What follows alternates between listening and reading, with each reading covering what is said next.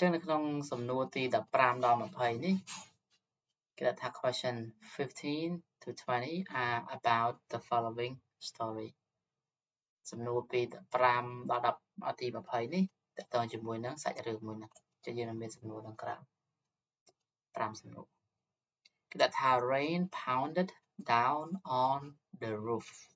ពាក្យថា pounded ហ្នឹងគឺយ៉ាងខ្លាំងបាទ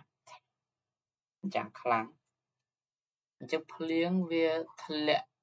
យ៉ាងខ្លាំងនៅលើរូបនេះប្រែថាដំបូលផ្ទះចឹងគាត់នៅផ្ទះហ្នឹងឮសូរសំឡេងភ្លៀងប្រាវចឹងទៅ I was trying to read about but the sound was too loud ខ្ញុំព្យាយាមអានអ្នកកំពុងណាខ្ញុំកំពុងតែអានខ្ញុំកំពុងព្យាយាមអានហ្នឹងក៏ប៉ុន្តែសំឡេងហ្នឹងវាលឺពេកបាទ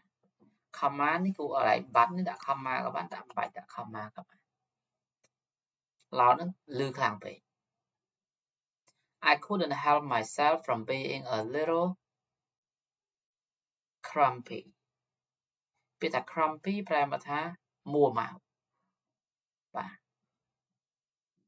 ចឹងខ្ញុំមិនអាចទប់ខ្លួនឯងអំពីការខឹងមួម៉ៅតិចតួចទេមានតែភ្លៀងវាខ្លាំងហើយកំពុងអានសភៅមួម៉ៅដែរខឹងដែរធុញដែរបាទ I wanted to be outside playing but the rain was keeping me inside ខ្ញុំព្យាយាមសំទោសខ្ញុំចង់ទៅក្រៅដើម្បីទៅលេងនេះលេងនោះចឹងណាប៉ុន្តែភ្លៀងអ្នកដែលថាលោកដាក់ comma មានណាចាខាងលើក៏អត់ដាក់ comma ដែរអានេះគេអាចនិយាយថារបស់នៅវាខ្លីបាទហៀងវែងនេះដាក់ comma ដែរអ្នកនិពន្ធខ្លះគេឲ្យថាប្រើបាត់អញ្ចឹងភ្ជាប់របស់មួយនឹងរបស់មួយអញ្ចឹងគួរប្រើ comma ដែរតែភ្លៀងនៅតែ was keeping គឺថានៅតែធ្វើឲ្យខ្ញុំនឹងនៅខាងក្នុងដដែលបាទ My mom had gone to the grocery store and my dad was spending Saturday at the office នៅពេលនោះមាននៅពេលនោះហ្នឹងនៅចំពេលដែលភ្លៀងហ្នឹងម្ដាយខ្ញុំបានទៅតូបលក់ចាប់រួយតូបលក់អាហារហ្នឹងទៅកន្លែងទិញអាហារ had gone នេះជា past perfect មានន័យថាម្ដាយខ្ញុំបានទៅមុនពេលដែលភ្លៀងព្រោះភ្លៀងកើតឡើងសកម្មភាពនេះបានកើតឡើងហើយ and my dad was spending Saturday at the office ហើយបើនិយាយពីឪពុកខ្ញុំវិញថ្ងៃសៅរ៍ហ្នឹងអញ្ចឹងថ្ងៃហ្នឹងគឺជាថ្ងៃសៅរ៍កំពុងតែនៅកន្លែងធ្វើការនោះ I had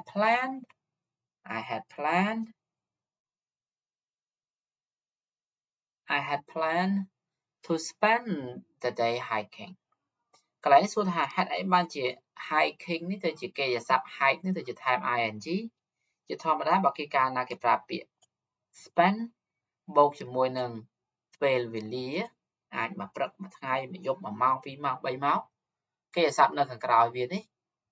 គឺជាកិរិយាសព្ទ ing ដែលមានន័យថាជាខ្មែរថាចំណាយពេលបើនេះមួយថ្ងៃគឺចំណាយពេលមួយថ្ងៃធ្វើសកម្មភាពអ្វីមួយណា I spend the day hiking មានន័យថាខ្ញុំចង់ប្រើពេលមួយថ្ងៃហ្នឹងចំណាយពេលមួយថ្ងៃនេះដើម្បីឡើងភ្នំ I spend 1 hour doing the exercise ទីហោចាខ្ញុំចំណាយពេល1ម៉ោងដើម្បីធ្វើកិច្ចការខ្ញុំចំណាយពេល2ម៉ោងដេកអញ្ចឹង I spend 2 hours sleeping ហ្នឹងក្នុងន័យអញ្ចឹងណាបាទអញ្ចឹងកន្លែងនេះគេប្រើទម្រង់កាល past perfect ទៀតគេដាក់ថា I had planned to spend the day hiking អានេះជា past perfect បើ past perfect យើងត្រូវបកប្រែថាខ្ញុំបានគ្រោងហើយថាថ្ងៃហ្នឹងខ្ញុំបានគ្រោងរួចហើយថានឹងចំណាយពេលមួយថ្ងៃហ្នឹងឡើងភ្នំ ចឹងមានថាគាត់បានធ្វើការក្រងហ្នឹងមុនថ្ងៃសៅរ៍នឹងទៀតអាចថាថ្ងៃសុក្រឬមួយក៏ថ្ងៃពហុថ្ងៃពុធថាថ្ងៃសៅរ៍ទឹកហ្នឹងដើរលេងឡើងភ្នំបាទ but mother nature ពាក្យថា mother nature នេះគឺមេដាធម្មជាតិណាគេប្រើពាក្យថាធម្មជាតិមេដាធម្មជាតិក៏បានមេដាធម្មជាតិហ្នឹងឬមួយធម្មជាតិដែលជាម្នាក់ម្ដាយចឹងណា decided that today was the perfect day for rain បានសម្រេចចិត្តរួចហើយថ្ងៃនេះគឺជាថ្ងៃល្អបំផុតសម្រាប់ភ្លៀងថ្ងៃល្អបំផុតដើម្បីភ្លៀងអញ្ចឹងមានថាធម្មជាតិបែរជាកំណត់ថ្ងៃហ្នឹងត្រូវភ្លៀងទៅវិញ I meant that I would have to entertain myself it meant វាមានន័យថាខ្ញុំត្រូវតែគួរតែសប្បាយរីករាយតែម្នាក់ឯង entertain myself នោះគឺមានន័យថាសប្បាយរីករាយកំសាន្តជាមួយនឹងខ្លួនឯង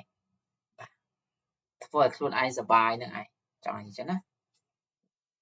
I spent most of the morning playing with my stuffed animal and reading ណែកន្លែងនេះគឺ spend ហើយ most of the morning playing and reading ឃើញទេក្នុងន័យនេះគឺខ្ញុំចំណាយពេលស្ទើរតែពេញមួយព្រឹក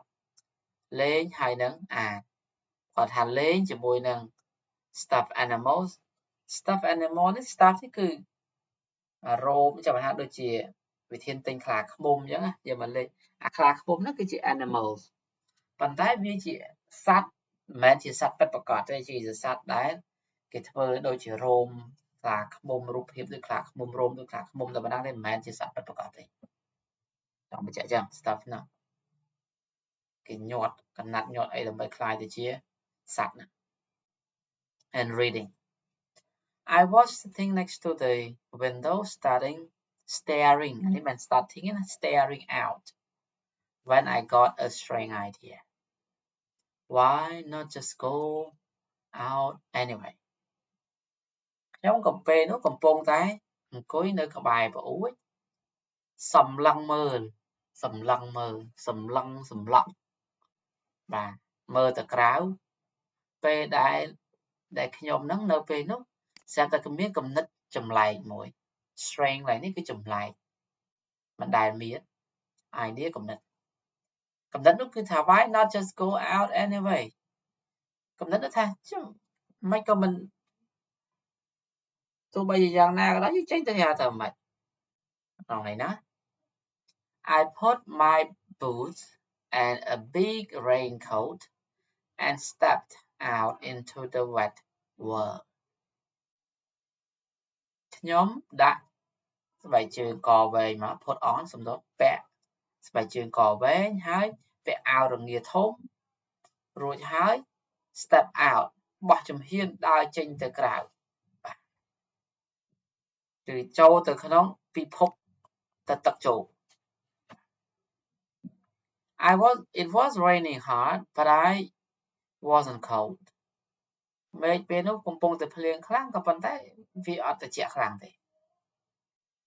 All I could hear were raindrops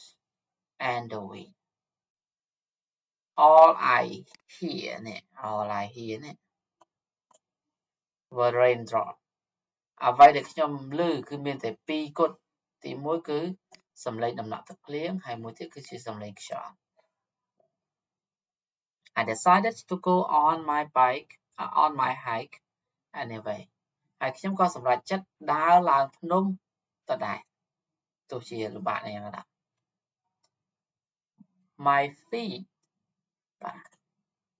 My feet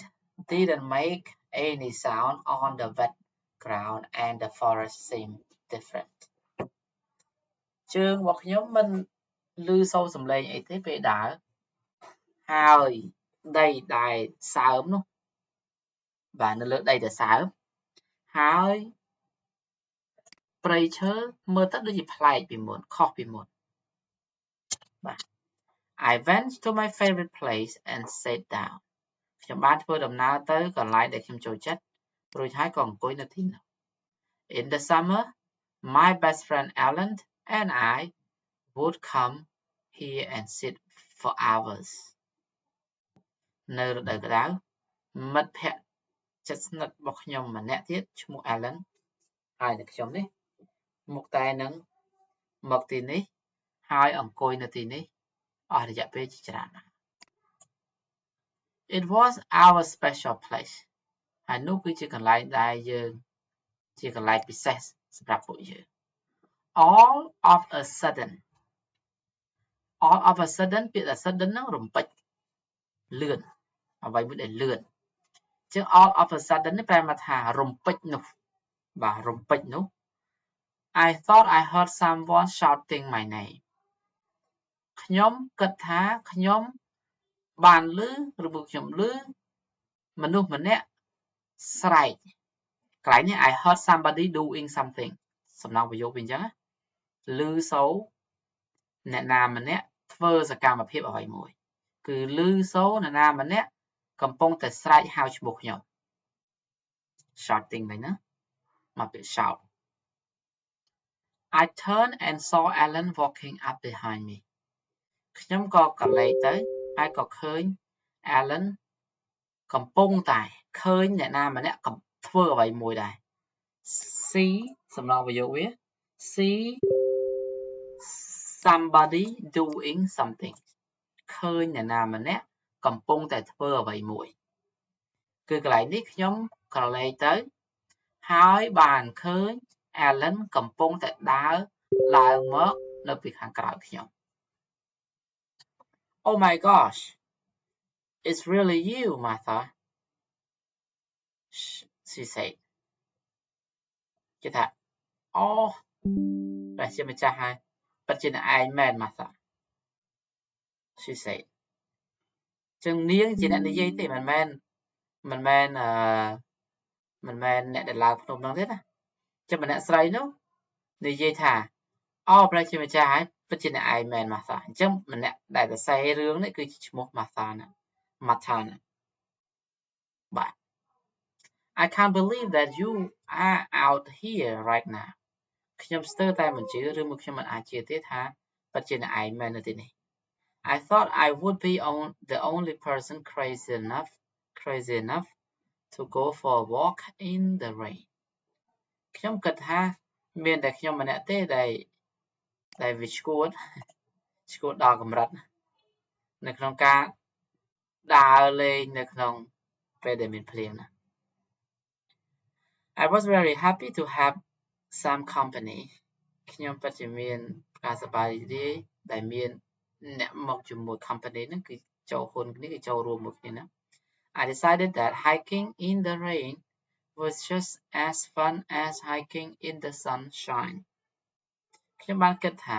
ការឡើងភ្នំនៅពេលដែលភ្លៀងគឺវាសប្បាយដូចតែគ្នាជាមួយនឹងការឡើងភ្នំពេលមានពន្លឺថ្ងៃដែរ We plan on hiking in the rain again. យើងបានក្រងហើយនៅថានឹងធ្វើដំណើរ plan on ហ្នឹងគឺបានក្រងចំពោះការធ្វើដំណើរឡើងភ្នំនៅពេលភ្លៀងម្ដងទៀតអូខេជំនួយនៅលើក្រោយ